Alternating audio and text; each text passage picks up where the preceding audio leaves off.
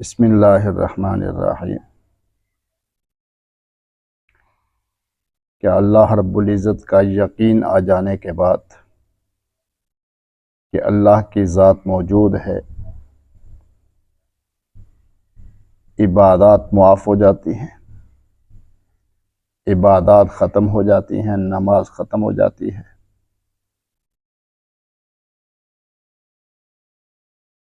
ایسا قطعاً نہیں ہے۔ بعض جاہلوں نے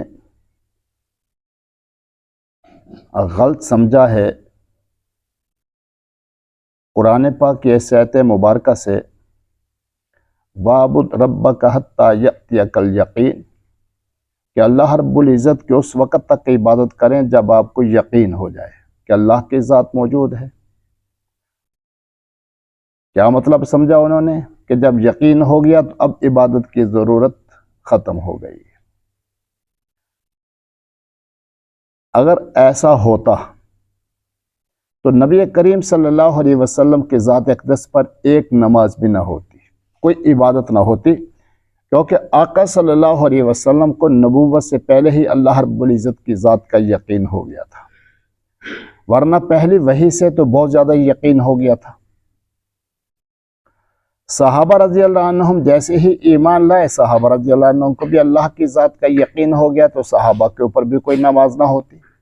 لیکن آقا صلی اللہ علیہ وسلم تو اس وقت تک نماز جماعت کے ساتھ پڑھنے کی کوشش کرتے رہے جب تک جسم کے اندر معمولی سی بھی ہمت رہی، حتیٰ کہ دنیا سے جانے سے چند لمحات پہلے بھی یا چند ایام پہلے بھی کہ جب جسم کے اندر ہمت نہیں ہے حرکت کرنے کی تو دو صحابہ رضی اللہ عنہ کو بلا کر ان کے کندھوں پر ہاتھ رکھ کر جماعت کے ساتھ نماز ادا کر رہے ہیں اور پاؤں زمین کے ساتھ گھسٹتے چلے جا رہے ہیں تاکہ کسی کو غلط فہمی نہ ہو جائے، کوئی غلط فہمی کے اندر مبتلا نہ ہو جائے کہ اس حالت کے اندر نماز معاف ہو جاتی ہے۔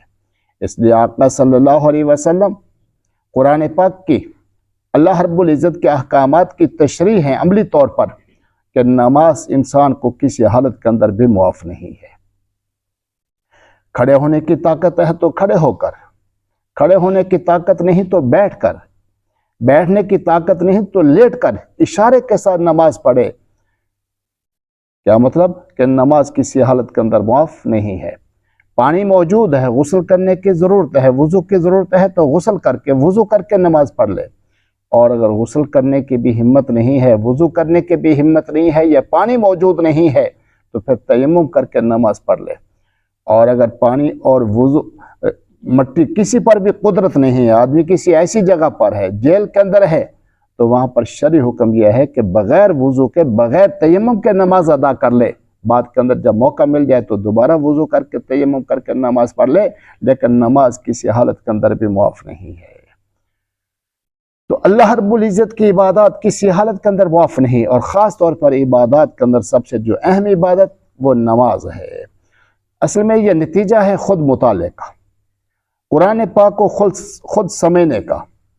کوئی آدمی خود مطالعے کے ذریعے سے ڈاکٹر نہیں بن سکتا، انجینئر نہیں بن سکتا، دنیا کے اندر کسی چیز کا ماہر نہیں بن سکتا بغیر کسی ماہر کے مشورے کے اور بغیر کسی ماہر کی رہنمائی کے۔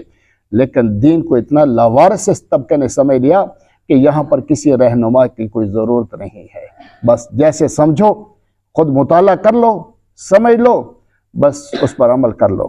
اگر ایسا ہی ہوتا اور حقیقت میں ایسا ہوتا تو پھر نبی کی بھی ضرورت نہیں تھی۔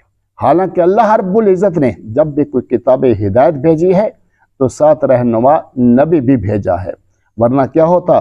خانہ کعبہ کی چھت پر کتاب اللہ کو رکھوا دیا جاتا اور جبرائیل علیہ السلام کے ذریعے سے پوری دنیا کے اندر اعلان کروا دیا جاتا کہ اے لوگوں، تم ہدایت کے تلاش کرنے والے تھے، متلاشی تھے، تمہاری ہدایت کا سامان آ گیا ہے، خانہ کعبہ کی چھت پر موجود ہے، اس کو پڑھ لو اور کیا ہدایت حاصل کر لو۔